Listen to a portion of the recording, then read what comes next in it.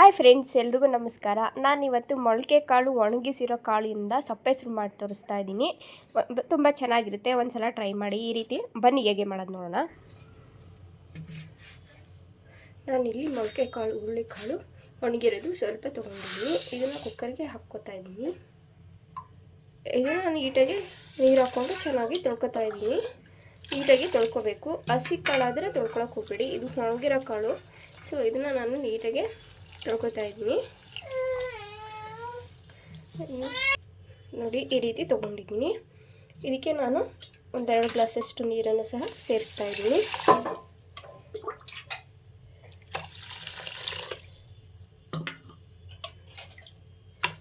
ಈ ರೀತಿ ನೀರು ಸೇರಿಸ್ಕೊಂಡು ಇದಕ್ಕೆ ನಾನು ಹಚ್ಚಿಟ್ಟಿರೋ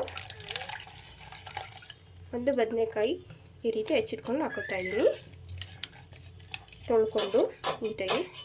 ಅದೇ ರೀತಿ ನಾನಿಲ್ಲಿ ಖಾರಕ್ಕೆ ತಕ್ಕಂಗೆ 6 ಒಣಮೆಣಸಿನ್ಕಾಯಿ ತೊಗೊಂಡಿದ್ದೀನಿ, ಅದನ್ನು ತೊಳೆದು ಹಾಕ್ತಾಯಿದ್ದೀನಿ. ನೀವು ಹಸಿ ಮೆಣಸಿನ್ಕಾಯಿ ಬೇಕಾದ್ರೆ ತೊಗೋಬೋದು. ಅದೇ ರೀತಿ ನಾನಿಲ್ಲಿ ಒಂದು ಹುಳಿ ಟೊಮೊಟೊನೂ ಸಹ ತೊಗೊಂಡಿದ್ದೀನಿ, ಅದನ್ನು ಸಹ ಸೇರಿಸ್ತಾ ಇದ್ದೀನಿ. ಈಗ ಇದಕ್ಕೆ ನಾನು ರುಚಿಗೆ ತಕ್ಕಷ್ಟು ಉಪ್ಪನ್ನು ಸಹ ಇದೇ ಸಮಯದಲ್ಲಿ ಸೇರಿಸ್ತಾ ಇದ್ದೀನಿ. ಸೇರಿಸೋದ್ರಿಂದ ಕಾಳಿಗೆಲ್ಲ ಉಪ್ಪು ಚೆನ್ನಾಗಿ ಹಿಡಿಯುತ್ತೆ. ಈ ರೀತಿ ಉಪ್ಪು ಹಾಕ್ಕೊಂಡು ಚೆನ್ನಾಗಿ ಮಿಕ್ಸ್ ಮಾಡ್ತಾಯಿದ್ದೀನಿ. ಮಿಕ್ಸ್ ಮಾಡಿದ್ದಾದ್ಮೇಲೆ ಕುಕ್ಕರ್ ಲೀಡ್ನ ಕ್ಲೋಸ್ ಮಾಡ್ತಾಯಿದ್ದೀನಿ. ಕ್ಲೋಸ್ ಮಾಡಿಕೊಂಡು ವಿಸಲ್ ಹಾಕ್ತಾಯಿದ್ದೀನಿ. ಈ ರೀತಿ ವಿಸಲ್ ಹಾಕ್ಕೊಂಡು ಒಂದು 3 ಸಲ ಕುಕ್ಕರ್ನ ಕೂಗಿಸ್ಕೋಬೇಕು. ಆಗ ಮೊಳಕೆ ಕಾಳು ಚೆನ್ನಾಗಿ ಬೆಂದಿರುತ್ತೆ. ಈಗ ಕುಕ್ಕರ್ ಇಡ್ತಾಯಿದ್ದೀನಿ, ಇಟ್ಬಿಟ್ಟು ಬೇಯಿಸ್ಕೊಬರ್ತೀನಿ. ಈಗ ಕುಕ್ಕರ್ನ ಓಪನ್ ಮಾಡ್ತಾಯಿದ್ದೀನಿ. ಕಾಳುಗಳೆಲ್ಲ ಚೆನ್ನಾಗಿ ಬೆಂದಿರುತ್ತೆ. ಈ ರೀತಿ ನೋಡಿ, ಚೆನ್ನಾಗಿ ಎಲ್ಲ ಟೊಮೊಟೊ ಸಿಪ್ಪೆ ಎಲ್ಲ ಚೆನ್ನಾಗಿ ಬಿಟ್ಕೊಂಡಿದೆ. ಅದೇ ರೀತಿ ಈಗ ಇದನ್ನು ನಾನು ಒಂದು ಬೌಲ್ಗೆ ಕಟ್ಟನ್ನು ಸಹ ಸಪ್ರೇಟ್ ಮಾಡ್ತಾಯಿದ್ದೀನಿ. ಕಾಳುಗಳೆಲ್ಲ ಸಪ್ರೇಟು, ಹಾಗೆ ಬೆಂದಿರೋ ಬದನೆಕಾಯಿ, ಟೊಮೊಟೊ ಹಾಗೆ ಒಣಮೆಣ್ಸಿನ್ಕಾಯಿನೂ ಸಪ್ರೇಟ್ ಮಾಡ್ಕೊತಾ ಇದ್ದೀನಿ. ಈ ರೀತಿ ಚೆನ್ನಾಗಿ ಬಸ್ಕೊತಾ ಇದ್ದೀನಿ. ಈ ರೀತಿ ಬಸ್ಕೊಂಡ್ರೆ ಕಟ್ಟು ಒಂದು ಕಡೆ ರೆಡಿ ಆಗುತ್ತೆ. ಈಗ ಇದನ್ನು ಸಪ್ರೇಟ್ ಮಾಡ್ಕೊತಾ ಇದ್ದೀನಿ ಒಂದು ಪ್ಲೇಟಿಗೆ. ಈ ರೀತಿ ಸಪ್ರೇಟ್ ಮಾಡ್ಕೊಂಡಾದ್ಮೇಲೆ ಒಂದು ಪ್ಲೇಟ್ಗೆ ಈ ಮೊಳಕೆ ಕಾಳು ಕಟ್ಟಿತ್ತಲ್ವ, ನೀರಿತ್ತಲ್ಲ, ಅದನ್ನು ಹಾಕೋತಾ ಇದ್ದೀನಿ. ಸ್ವಲ್ಪ ಹಾರಕ್ಕೆ ಬಿಡ್ತಾಯಿದ್ದೀನಿ, ಯಾಕಂದರೆ ಬಿಸಿ ಇದೆ ಇದು. ಸೊ ಈ ರೀತಿ ಹಾರಕ್ಕಿಟ್ಟು ಅದಕ್ಕೆ ಸ್ವಲ್ಪ 1 ಇಂಚಿಗಿನ್ನ ಕಡಿಮೆ ಸ್ವಲ್ಪ ಹುಣಸೆಹಣ್ಣು ಹಾಕೋತಾ ಇದ್ದೀನಿ. ನೀಟಾಗಿ ತೊಳೆದು ಹಾಕೋತಾ ಇದ್ದೀನಿ. ಇದನ್ನು ಸ್ವಲ್ಪ ಆ ನೀರಲ್ಲಿ ಚೆನ್ನಾಗಿ ನೆನ್ಕೊಳ್ಳೋದಕ್ಕೋಸ್ಕರ ಬಿಟ್ಟಿದ್ದೀನಿ. ಹಾಗೆ ಅದನ್ನು ನಾನು ಚೆನ್ನಾಗಿ ಕಿವುಚ್ಕೋತಾ ಇದ್ದೀನಿ.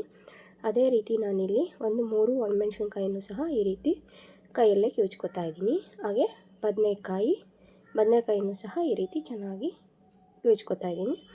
ಅದೇ ರೀತಿ ಟೊಮೊಟೊನೂ ಸಹ ಕಿವುಚ್ಕೋತಾ ಇದ್ದೀನಿ ಕೈಯಿಂದಲೇ. ಈ ರೀತಿ ಕೈಯಿಂದಲೇ ಚೆನ್ನಾಗಿ ಮಿಕ್ಸ್ ಮಾಡಿಬಿಟ್ಟು ಚೆನ್ನಾಗಿ ಇಂಟ್ಕೋಬೇಕು. ಅದೇ ರೀತಿ ಇದರಲ್ಲಿರೋ ಸಿಪ್ಪೆನೆಲ್ಲ ತಕ್ಕೋಬೇಕು.